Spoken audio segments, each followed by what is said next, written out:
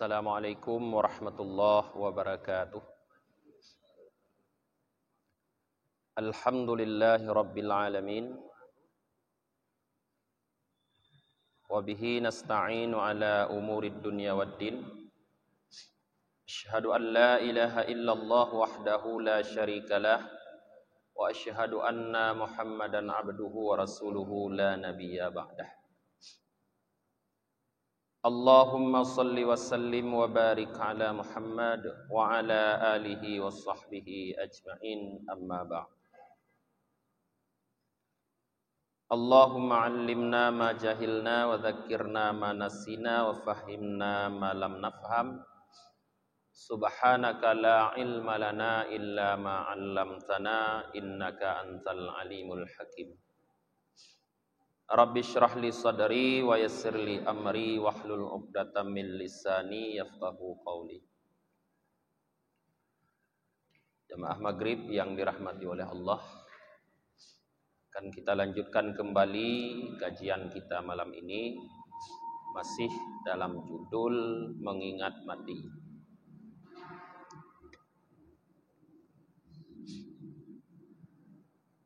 Imam Al-Ghazali mengatakan, wa kataba ba'dul hukamat ila rajulin min ikhwanihi, ya akhi ihdharil mautah fi hadhihi dar qabla an tasira ila darin tamanna fihal mautu tamanna fihal mauta fala tajidu. Sebahagian para ahli hikmah menulis surat kepada seorang laki-laki daripada saudaranya, yang bunyi surat tersebut yaitu, ya akhi, wahai saudaraku, ihdaril maut, takutlah kamu kepada mati, fi hadhihi dar, di dalam negeri ini, qabla antasira ila darin, sebelum kamu kembali ke suatu negeri, tamanna fihal maut, yang di dalam negeri tersebut kamu akan mencita-cita lagi kematian, fala tajiduhu, tapi kamu tidak akan lagi mendapatkan kematian tersebut. Jadi para jamaah, di dalam kata-kata ahli hikmah ini dapat kita ambil pelajaran bahwa kita memang harus memiliki rasa takut kepada kematian. Tetapi rasa takut yang dimaksud bukan rasa takut yang membuat kita benci kepada kematian, tapi rasa takut yang membuat kita mempersiapkan bekal. Karena kadang ada orang yang takut kepada mati, yang takutnya membawa dia benci kepada kematian, artinya tidak ingin mati. Ini mustahil.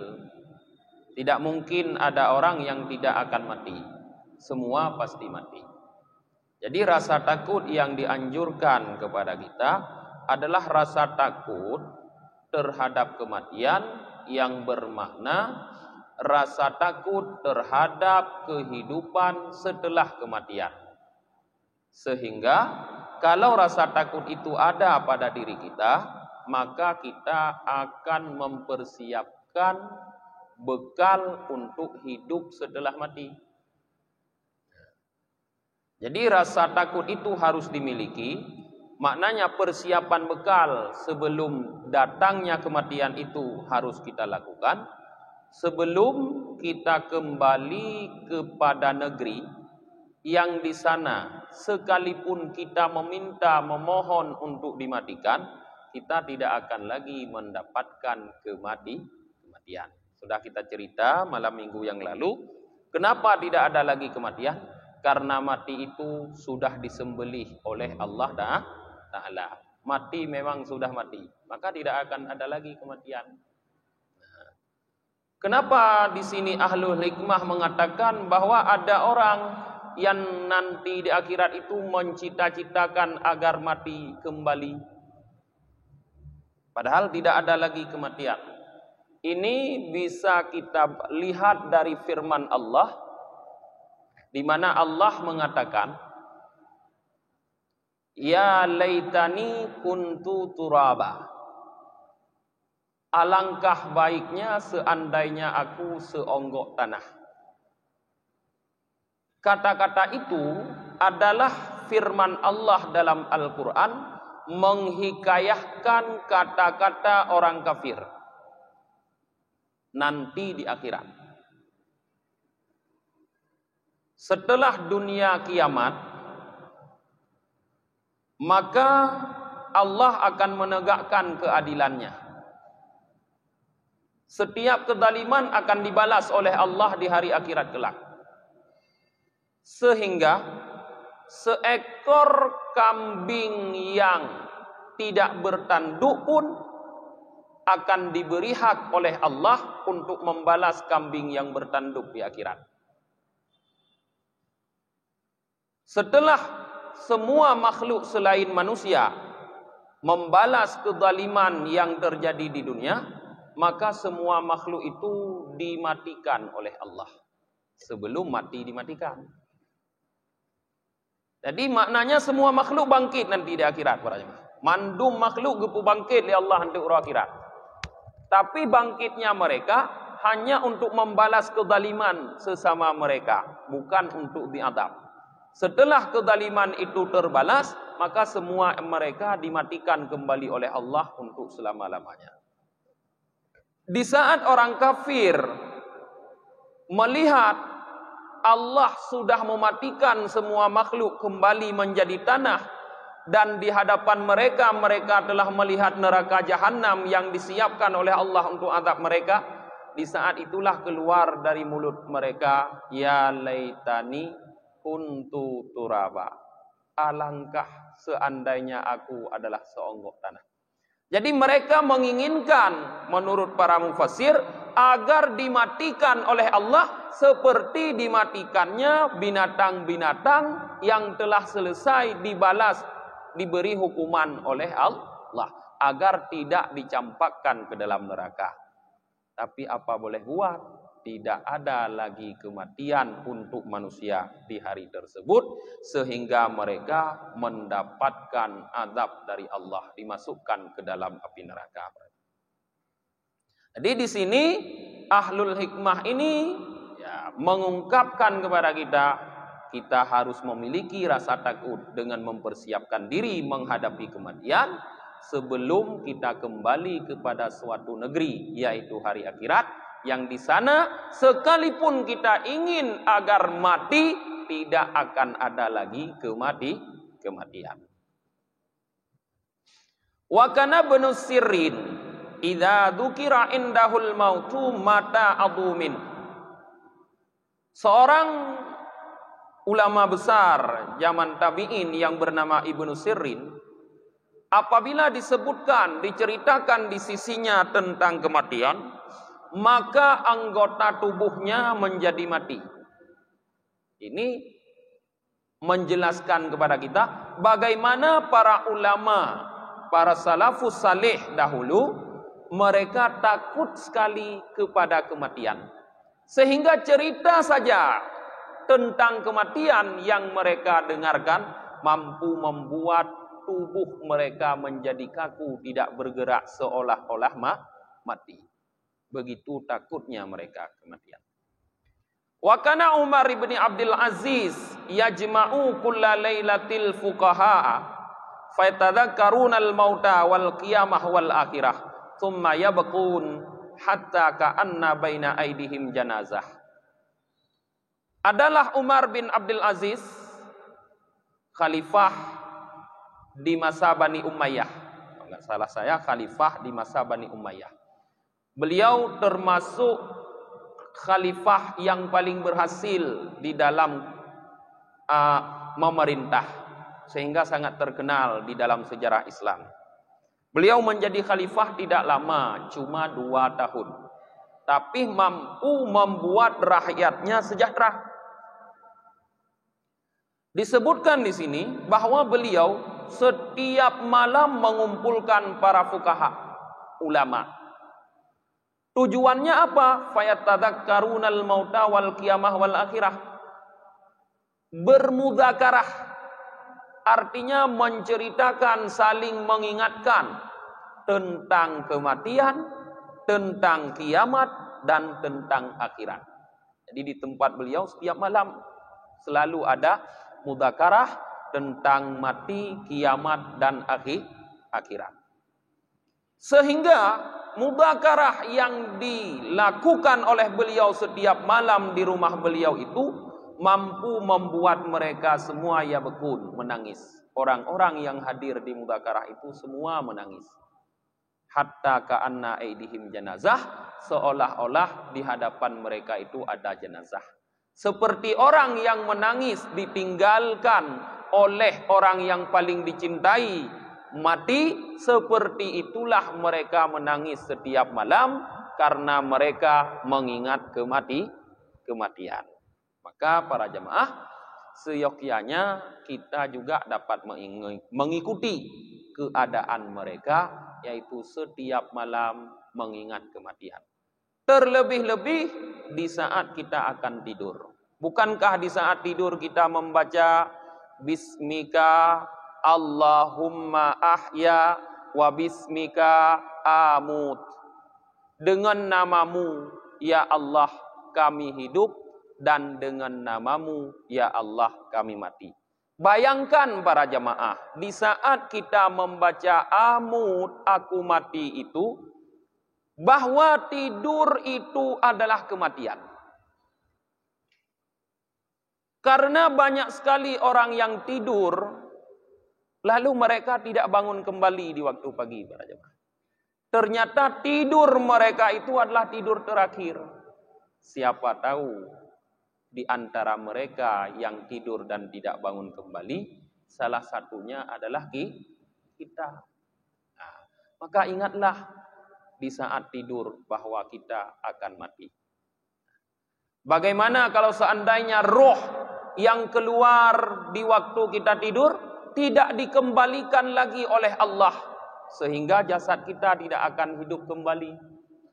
Nah, maka isilah tidur itu dengan berzikir kepada Allah, sehingga tidur kita pun adalah sebagai ibadah. Kalau kita masih bisa terbangun, maka kita telah tidur dalam ibadah. Kalau kita tidak terbangun kembali, maka kita juga telah meninggal dalam keadaan beribadah. Dan jangan lupa di dalam Anda tidur, berniatlah Anda bertaubat kepada Allah dari setiap kesalahan yang dilakukan pada hari itu. Benar sabi nit lamati itu tak taubat daripada dosa-dosa yang kata pubut bak uronyan, dan tancapkan keinginan untuk kalau Allah berikan besok kehidupan untuk tidak kembali lagi kepada dosa-dosa tersebut, dan kalau Allah berikan lagi besok kehidupan untuk kita untuk melakukan sesuatu yang bermanfaat bagi orang-orang mukmin. Nyan dagingnya no detai para jemaah. Wa qala Ibrahim At-Tayyami syai'ani qata'a anni ladzatad dunya dzikrul mauti wal wuqufu baina yadayillahi azza wajal. Seorang ulama yang bernama Ibrahim At-Tayyami, beliau berkata, dua hal yang dapat memutuskan daripadaku kelezatan dunia, yaitu mengingat kematian dan berdiri di hadapan Allah Azza wa Jalla. Jadi Syekh Ibrahim ini mengatakan bahwa kelezatan dunia ini menurut pandangan beliau dan dirasakan oleh beliau bisa kita putuskan. Bisa kita putuskan. Karena sebenarnya para jamaah, kelezatan dunia ini adalah penghalang kita untuk beribadah. Godaan-godaan yang menggoda kita untuk tidak beribadah adalah kelezatan dunia. yang membuat kita cinta kepada dunia. Nah, maka menurut Syekh Ibrahim, menurut pengalaman beliau, bisa diputuskan, bisa dihilangkan kelezatan dunia ini, bisa disingkirkan kelezatan dunia ini dengan yang pertama mengingat kematian. Perbanyak mengingat kematian. Yang kedua, berdiri di hadapan Allah Azza wa Jalla. Berdiri di hadapan Allah Azza wa Jalla yang dimaksud oleh beliau adalah melakukan salat. Karena di saat kita salat, seolah-olah kita sedang berdiri di hadapan Allah. Kita sedang bermunajah kepada Allah. Maka jadikanlah salat itu sebagaimana Rasulullah mengatakan bahwa as-salah adalah qurratu aini. Salat adalah penyejuk matanya. Jadikanlah salat itu sebagai alat untuk benar-benar bermunajah kepada Allah, sehingga kita mendapatkan kelezatannya, lupalah kita daripada kelezatan dunia. Jadi dengan salat kita mendapatkan kelezatan yang lebih baik daripada kelezatan dunia. Dengan mengingat mati, kita merasa takut akan kehidupan setelahnya, sehingga kita tidak memperdulikan lagi kehidupan dunia. Nah, kemudian waqala Ka'ab berkata, man arrafal mauta hanat alaihi masaibwad dunya wa humumaha. Siapa yang mengetahui kematian, menjadi mudahlah untuknya seluruh musibah-musibah dunia dan duka citanya. Nah, jadi orang-orang yang mengetahui hakikat kematian, musibah, bala, duka cita yang ada, yang tertimpa pada dirinya di dunia ini, itu adalah urusan yang mudah baginya. Karena dia mengetahui bahwa tidak ada musibah yang lebih besar daripada kematian. Musibah yang terbesar adalah kematian. Sakit yang terdahsyat adalah sakitnya mati. Sehingga dalam satu hadis Rasulullah mengatakan bahwa sakitnya mati itu kadarbi bisalasati saifin, seperti di bisalasi mi'ati saifin, seperti ditebas dengan 300 pedang, kata Rasulullah. Itu rasa sakit orang mukmin. Rasa sakit orang kafir lebih besar, rasa sakit mati. Tidak orang mukmin melinggai, minimal kata Rasulullah rasa sakit yang dideritanya seperti ditebas dengan 300 pedang. Laganya sakit berapa? Lagi getek-tek dia, seperti di multilathim nyokonya. Di koh-koh tu. Multilathim yang natrul her tu. Seperti itulah rasa sakit. Jadi tidak ada arti rasa sakit yang lain kalau kita mengetahui bagaimana rasa sakitnya mati. Hana makna. Mudah tak sakit di dunianya biasa. Rasulullah juga pernah bercerita tentang Bani Israel. Beliau mengatakan bahwa pada Bani Israel itu banyak sekali terjadi keajaiban, kata Rasulullah. Di antaranya beliau ceritakan kepada sahabat, ada sekelompok Bani Israel keluar dari kampungnya menuju ke pekuburan, ke makbarah. Sampai belum mereka di kuburan, mereka mengatakan kepada diri mereka sendiri, seandainya kita salat di sini 2 rakaat, lalu kita bermohon kepada Allah agar orang mati di sini dikeluarkan oleh Allah untuk kita tanyakan bagaimana kematian.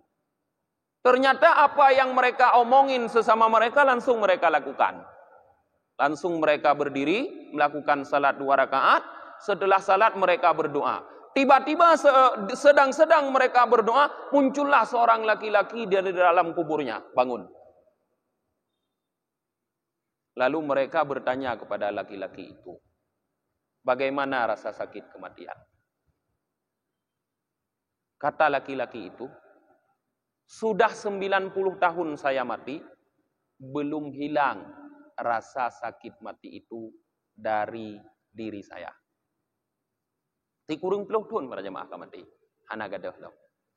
Bahkan cerita yang lain juga mengatakan bahwa Bani Israel pernah mengatakan kepada Nabi Isa, hai Isa, kalau kamu memang seorang nabi, bangkitkanlah orang yang mati untuk kami. Lalu Nabi Isa mengatakan kepada mereka, silahkan kalian pilih kubur yang mana yang kalian inginkan. Lalu dipilihlah oleh mereka sebuah kubur yang sudah sangat lama, ribuan tahun yang lalu. Setelah itu Nabi Musa bermohon kepada Allah, lalu bangkitlah orang yang dalam kubur itu.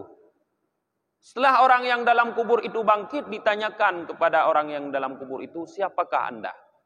Orang yang dalam kubur itu mengatakan, saya adalah Sam bin Nuh yang telah meninggal 4.000 tahun yang lalu. Dari masa Isa, beliau telah meninggal 4.000 tahun. Sam bin Nuh, Sam anaknya Nabi Nuh. Kata beliau, sampai sekarang rasa sakit mati belum hilang dari saya. 4.000 tahun sudah meninggal. Dan yang meninggal itu Sam bin Nuh. Sam bin Nuh itu orang taat. Beda dengan Kan'an bin Nuh. Sam bin Nuh adalah jalurnya lahirnya para nabi dari Nabi Nuh. Nabi Ibrahim keturunan Sam bin Nuh, sampai Nabi kita Nabi Muhammad keturunan Sam bin Nuh. Tapi kata beliau, 4.000 tahun sudah meninggal, belum hilang rasa sakit mati. Dalam satu hadis para jamaah, Rasulullah mengatakan, hadis kudusi, Allah Subhanahu wa taala berfirman, "Lau anna alama sya'ratin min alamil mait udi'a 'alas samawati wal ard lamata ahluha bi idznillah taala." Kalau seandainya rasa sakit sehelai rambut, seutas rambut dari seorang mayit ditempatkan rasa sakit itu oleh Allah di antara langit dan bumi, lamata ahluha, sungguh penduduk langit dan bumi itu akan mati biiznillah taala, dengan izin Allah taala. Jadi sakit sekali kematian para jemaah. Maka persiapkanlah bekal terhadap kematian tersebut. Karena sesakit apapun penyakit yang kita derita, akan bisa tidak terasa dengan rasa senangnya kita. Berat sakit itu para jamaah. Tapi munyo kita nyawa bahagia, pikiran bahagia, sakitnya hana terasa. Maka seorang tabib, seorang dokter dalam mengobati pasien, yang paling penting bukan obat sebenarnya, tapi bagaimana dia menciptakan perasaan orang sakit itu senang. Senangnya orang sakit itu akan mampu mengobati orang sakit itu sendiri. Jadi bahagia urang sakit. Maka begitu juga sakitnya mati. Sakitnya mati yang seperti kita ceritakan tadi bisa tidak terasa dengan di saat kematian kita merasa senang para jemaah. Tenang dan mati-mati danyo, hana terasa sakit mati. Bagaimana kesenangan di saat kematian itu bisa muncul? Bisa kita lihat pada firman Allah. Allah mengatakan, Innal ladzina qalu rabbuna Allah tsumma istaqamu tatanazzalu alaihimul malaikah. Orang-orang yang mengatakan Rabbnya adalah Allah, artinya yang beriman kepada Allah. Tsumma istaqamu, kemudian mereka istiqamah tetap dalam iman tersebut. Maka di saat mereka menghadapi sakaratul maut, kematian, tatanazzalu alaihimul malaikah, turunlah kepada mereka malaikat-malaikat pembawa kabar gembira. Sambil malaikat itu membisikkan, Allah takhafu wa la tahzanu. Kamu tidak perlu takut, kamu tidak perlu gundah, kata malaikat tersebut. Wa absyiru bil jannatil lati kuntum tu'adun, dan diberikan kabar gembira kepada orang yang meninggal tersebut dengan surga yang dijanjikan untuk mereka. Bayangkan tengah sakit, tengah susah, roh malaikat para jamaah geyak pulumah syurga. Ya ni roneuh menyokalih matinya kena geputumpat li Allah dalam surganya. Maka seketika itu rasa senang muncul dalam diri kita. Dengan rasa senang muncul tersebut, hilanglah rasa sakit. Kon hana sakit mati, tapi hana merasa. Persis kalau jamaah ingin mengkaji seperti kejadian pada perempuan-perempuan Mesir di saat diundang oleh Zulaikha, lalu diberikan pisau kepada mereka dan masing-masing satu buah. Di saat mereka mengupas buah tersebut dengan pisau, Zulaikha mengatakan kepada Yusuf, "Ukhruj alaihinna," keluarlah hai Yusuf kepada mereka. Lalu Yusuf keluar berjalan di hadapan mereka. Di saat mereka melihat Yusuf kabbarnahu, mereka mengagungkan Yusuf. Ya laitani, kata mereka, wah alangkah, ini rupanya bukan manusia, ini malaikat. Malakun karim, kata mereka, ini malaikat yang sangat hebat.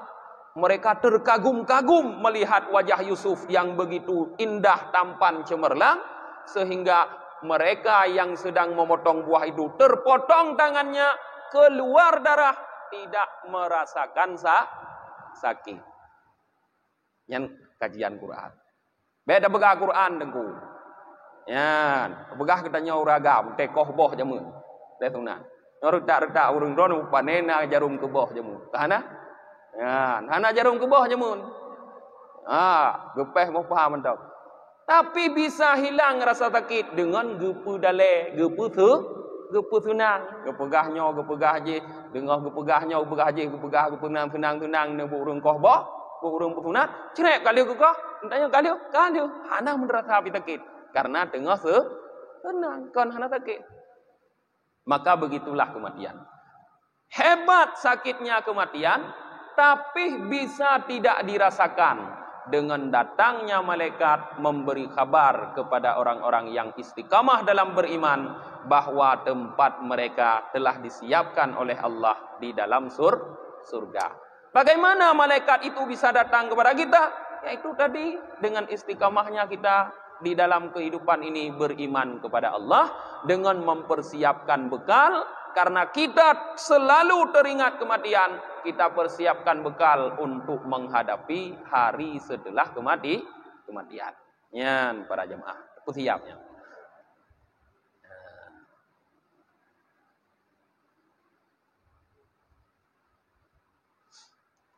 Wa qala mutrif ra'aitu fi ma yaran naim ka'anna qailan yaqul fi wastil masjidil basarah qata'a zikrul mauti qulubal khaifin fallahi ma tarahum illal walihin. Seorang ulama yang bernama Mutrif berkata, aku melihat dalam mimpi seolah-olah ada orang yang berkata, mengatakan begini, di tengah Masjid Basarah, terjadi ini di tengah Masjid Basarah, telah memutuskan oleh mengingat kematian akan hati orang-orang yang takut. Demi Allah, tidak aku lihat ya mereka itu kecuali orang-orang yang terlena. Jadi menurut perkataan Mutrif ini, bahwa orang-orang yang takut terhadap kematian, maka hati mereka putus daripada dunia. Hilang rasa cinta kepada dunia dalam hati mereka. Dan beliau melihat orang-orang yang sibuk di dalam dunia adalah sebagai orang-orang yang terlena, yang lupa akan kematian. Artinya orang-orang yang sibuk mencari dunia itu adalah orang yang lalai daripada kematian. Kalau seandainya mereka mengingat kematian, sungguh mereka tidak akan terlalaikan dengan dunia. Tapi karena mereka tidak mengingat kematian, maka lalailah mereka dengan dunia. Waqalat Safiyah radhiyallahu anha, Safiyah semoga Allah ridha untuknya berkata, annam ra'atan istaqat ila Aisyah radhiyallahu anha kaswata kalbiha. Ada seorang perempuan mengadu kepada Aisyah semoga rahmat Allah untuk beliau tentang kerasnya hatinya. Dina uringinyong ya lapor ba Aisyah apakah hati kau keruhkah? Sangat keras. Jadi mencari solusi bagaimana hati ini bisa dilembutkan hatinya yang keras. Faqalat, maka Aisyah memberi solusi. Aksiri dzikral maut yarikku kalbaki. Kata Aisyah, perbanyaklah olehmu mengingat kematian, niscaya akan melunakkan, melembutkan hatimu.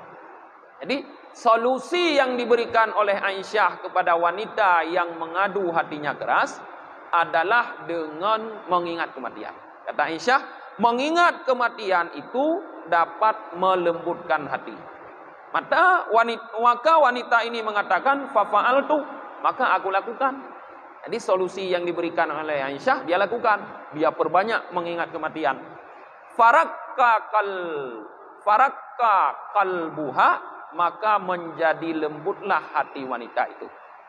Fajaat, maka datanglah wanita itu kembali kepada Aisyah, tashkuru Aisyah radhiyallahu anha, dia berterima kasih kepada Aisyah radhiyallahu anha. Jadi ubat keruh hati rupanya para jemaah adalah ingat mati. Nyo hati dan nyo keruh, ingat mati. Karena susah untuk melembutkan hati yang keruh. Beda ngon tumen, mudah dah lembutkan je tapok.